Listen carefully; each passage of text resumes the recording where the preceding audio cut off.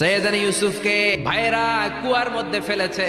বণিক দল সৈয়দানা ইউসুফকে কুয়া থেকে নিয়ে মিশরে বিক্রি করছে। বিক্রি করার পরে মিশরের সেকেন্ড ইন পজিশন সেনাপতি আজিজে মিসর অনেক অনেক টাকা দিয়ে তাকে কিনে নিয়ে জুলাইখার হাতে দিয়েছে। জুলাইখার হাতে দেওয়ার পরে জুলাইখা তার নিজের ছেলের মতো মানুষ করতে শুরু করেছে। কিন্তু সৈয়দানা ইউসুফ যখন যুবক হয়ে গিয়েছে, ওনার চেহারা এত সুন্দর ছিল, জুলাইখা নিজেই ইউসুফের প্রেমে পড়ে গিয়েছে।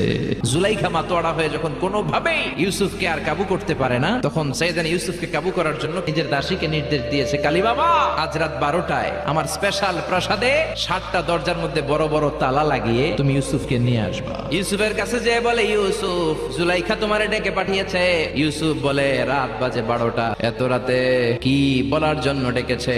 যাও, আগামীকাল সকালে আমি যে কথা শুনবো। কালী মামা বলে, না না, আগামীকাল সকালে গেলে হবে না, জুলাইখা এখন যেতে বলেছে। ইউসুফ চোখের পানি ছেড়ে দিয়ে আল্লাহর ডেকে বলে, আল্লাহ না জানি আজকে আমি আমার ঈমান হারা হয়ে যাই।